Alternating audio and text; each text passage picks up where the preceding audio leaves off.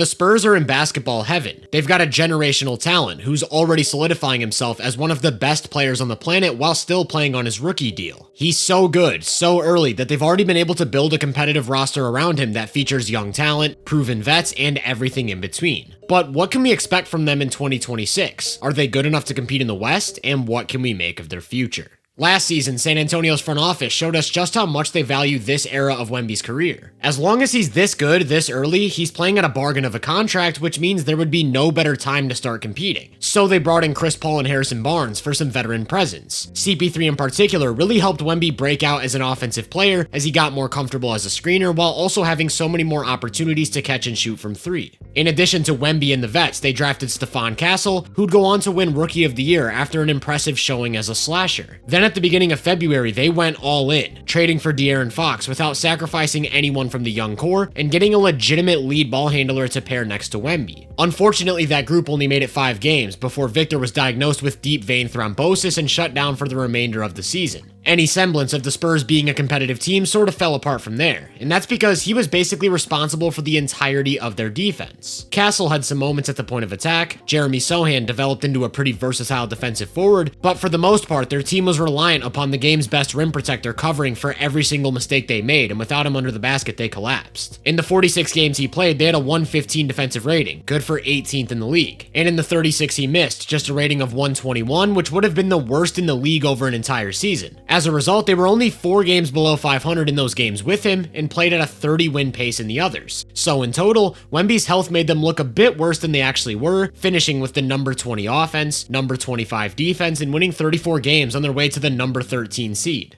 All of that losing turned out to be a blessing in disguise though, because they ended up with the 2nd pick in the lottery where they drafted the highly touted Dylan Harper. He's a big combo guard with official measurements of 6'6" and a 6'10" wingspan in a mostly filled out frame. He's very crafty and great at using his body to create contact, attack smaller defenders, or get downhill, where he's a smooth, balanced athlete who's always in complete control. Although his outside jumper hasn't proven to be consistently great, he's a good ball handler with the touch to score from all 3 levels, which he pairs with natural playmaking skills to legitimately run an offense. By all accounts, he projects to be a high-level pick-and-roll ball handler, which should create immediate chemistry with Wemby. However, the one drawback with Harper is that he isn't an explosive athlete. He doesn't have that incredible burst, speed, or verticality, and often relies on strength or craft to get deep paint touches. While this limits his ceiling as a high-end slasher, with the Spurs it doesn't matter quite as much because he'll almost always have high-level rim pressure by his side. Before we get into that, I want to give a huge shout out to Factor for sponsoring this video because this 31-day video series wouldn't be possible without them. Between the time it takes to research each team and produce these videos while balancing my personal life, I just don't have time to cook for myself. If you find yourself in a similar situation, whether it be work, kids, or relationships, Factor gives you the option of a quick, easy to prepare, and fresh meal that meets your fitness goals. All you have to do is choose your chef-crafted meal from the fridge and pop it in the microwave for 2 minutes. Recently, they've doubled the size of their menu to 80 plus rotating weekly meals, so whether you're craving a steak, a chicken breast, a calorie smart, or vegan option, Factor makes it easier than ever to eat clean. For me personally, it's bulk season, so I've been loving their Protein Plus options. But no matter who you are, Factor makes it so easy to fit a healthy lifestyle into your daily routine, and that's why I'm super excited to bring you guys a special offer. Head to factor75.com or click the link below and use code HoopVenueFB50 to get 50% off plus free breakfast for a year. You heard that right, that's code HoopVenueFB50 at factor75.com to get 50% off plus free breakfast for a year.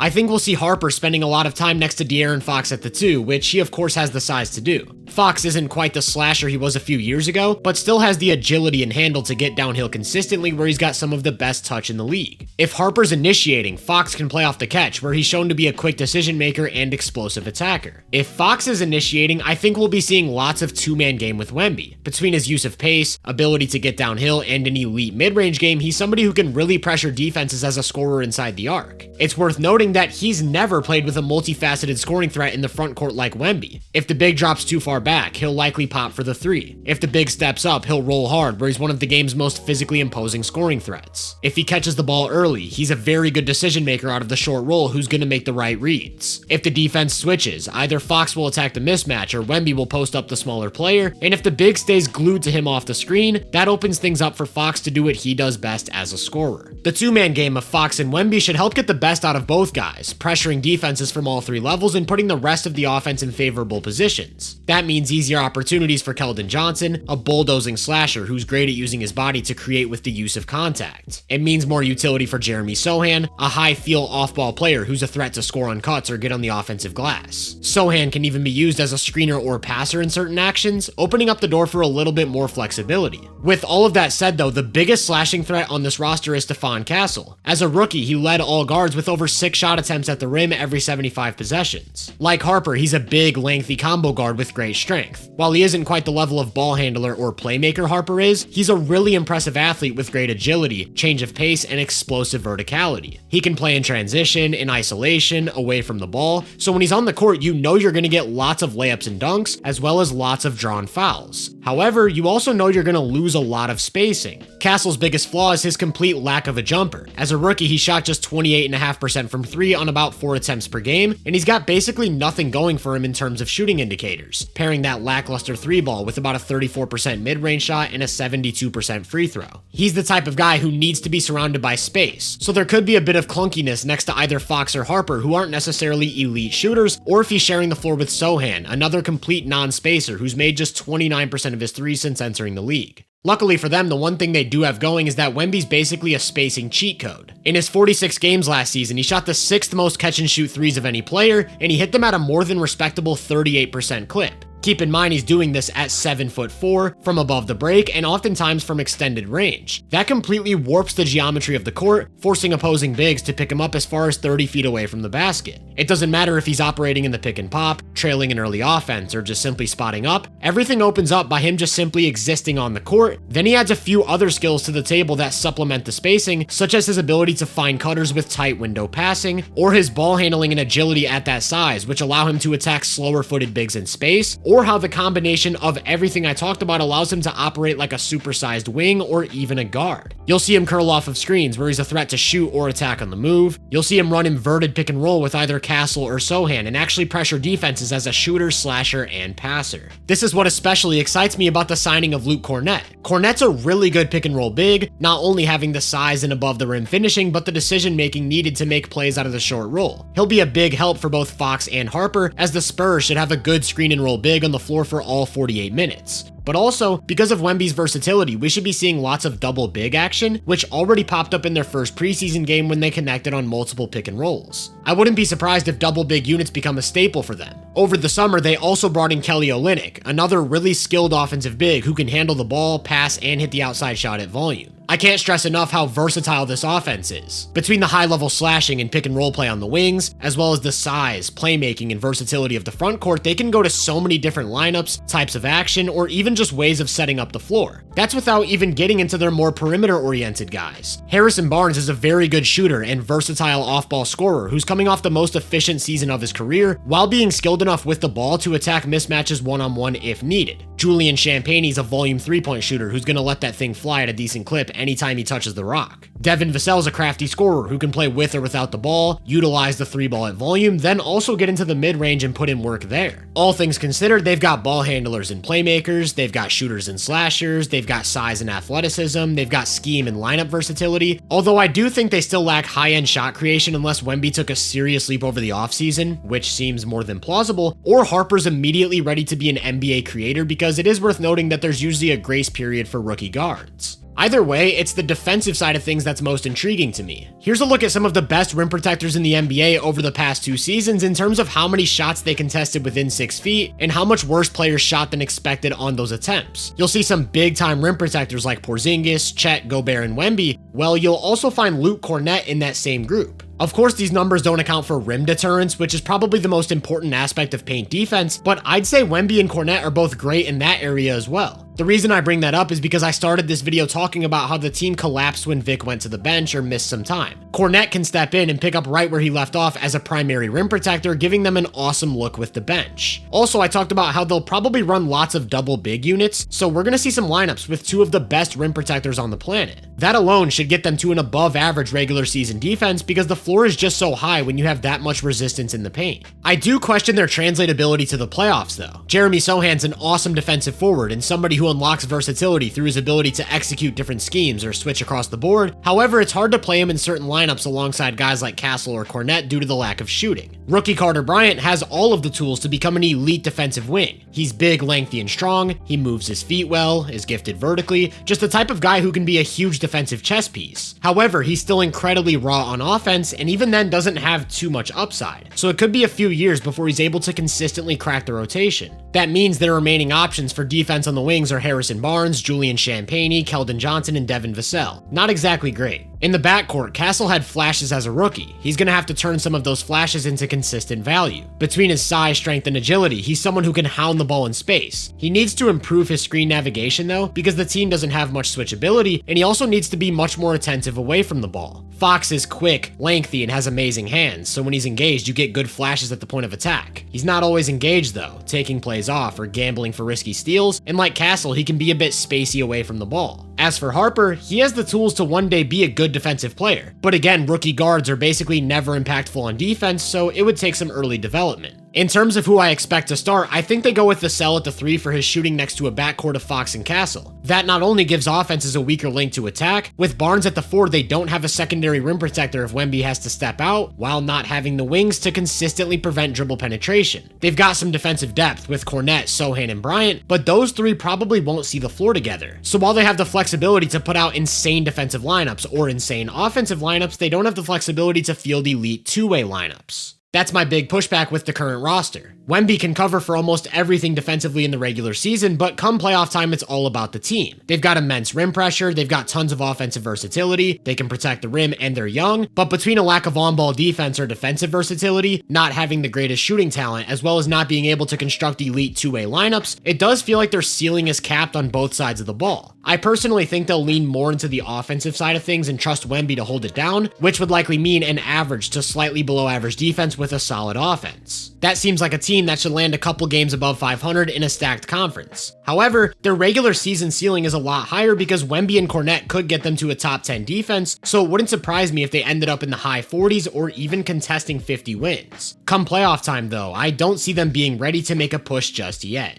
All of this goes out the window if Wemby just solidifies himself as a top 3 or 4 player on the planet. If the offensive leap is real, and he's seriously leveraging his added strength in the way it looks like he can now, that instantly solves half of my concerns. I think the scariest part though is that they're already good, while having maybe the best future in the league. Bryant and Harper are 19, Castle is 20, Wemby is 21, Sochan is 22, and each of them still have tons of room for improvement. So if they're not ready to compete for a championship just yet, I think the core is in place, and if they're able to add a few more two-way wings, the sky's the limit for basketball in San Antonio.